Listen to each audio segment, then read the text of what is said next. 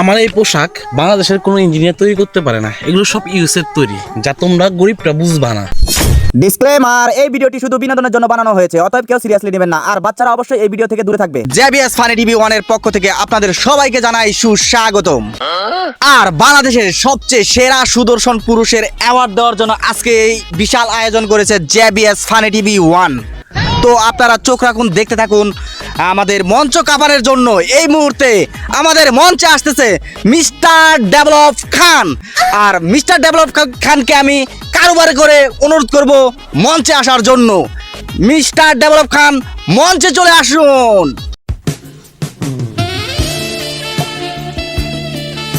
High সবাইকে, high.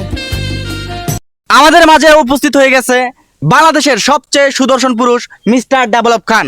আর আজকের এই জেবিএস ফানি টিভির বিশাল প্রোগ্রামে আমাদের জেবিএস ফানি টিভির টিম মেম্বার এবং আজকের বিশেষ অতিথি মিস্টার লুচুব আলী স্যারকে অনুরোধ করব মিস্টার ডেভেলপ খানকে বাংলাদেশের সবচেয়ে সুদর্শন পুরুষের যে অ্যাওয়ার্ডটা আছে সেই অ্যাওয়ার্ডটি তার হাতে তুলে দেওয়ার জন্য আমাদের মঞ্চে এখন উপস্থিত হবে আমাদের জেবিএস ফানি টিভি 1 এর টিম মেম্বার এবং আজকের বিশেষ অতিথি মিস্টার লুচুব আলী খান। আপনি দয়া করে আমাদের মঞ্চে চলে আসুন স্যার।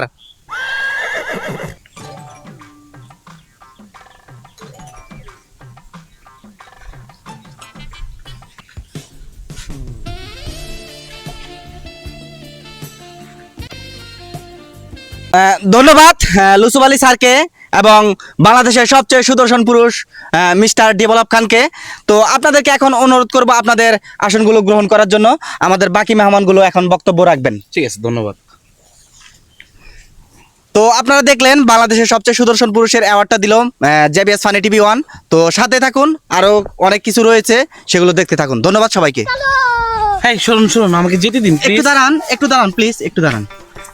ম্যাডাম, আপনাকে কিছু প্রশ্ন করতে পারি? আমাকে দেখে কি তোমার ম্যাডাম মনে হয়? আমি ডেভেলপ খান, আজকে বাংলাদেশের সেরা সুদর্শন পুরুষের এই অ্যাওয়ার্ড পেয়েছি। আচ্ছা ম্যাডাম, আপনি যে বাংলাদেশের সেরা সুদর্শন পুরুষের অ্যাওয়ার্ড পেলেন, আপনার কি ওইটা আছে? ওইটা মানে? আসলে ম্যাডাম, আমি যোগ্যতার কথা বলছি। ওইটা তো আছে, কিন্তু একটু দুর্বল। ওইটা দুর্বল মানে? না মানে সাক্ষী দুর্বল। আর আমি যে এই অ্যাওয়ার্ড পেয়েছি সেরা সুদর্শন পুরুষের, এটা বাংলাদেশের অনেক কাপুরুষ মেনে নিতে পারছে না। ম্যাডাম, আপনি দেখতে সিমসাম, কিন্তু আপনার ওটা একটু বড়। ওটা বড় মানে? আপনারা কেমনে দেখলেন? না মানে আপনার পেটের কথা বলছি। হ্যাঁ, এই পেটের কারণে আজকে আমি বাংলাদেশের সুদর্শন পুরুষ, আমাকে এই অ্যাওয়ার্ড দেওয়া হয়েছে। আচ্ছা ম্যাডাম, বাংলাদেশে এত সুন্দর সুন্দর সুদর্শন পুরুষ থাকতে আপনাকে এই সুদর্শন পুরুষের অ্যাওয়ার্ড দিল, এর রহস্য কি? রহস্য তো একটা আছে, এই সিক্রেট বিষয়টা কি আপনাদের বলতে হবে ভাইয়া? হ্যাঁ, অবশ্যই বলতে হবে। এদেশের যত পুরুষরা আছে সবাই তো আপনার কাছে কিছু জানতে চায়, কিছু শিখতে চায়, সেই জন্য আর কি রহস্যটা জানতে চাই সবাই।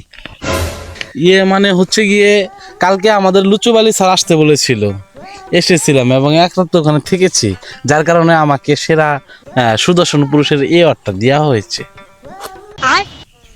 আপনি রাতে ওখানে থাকছেন মানে?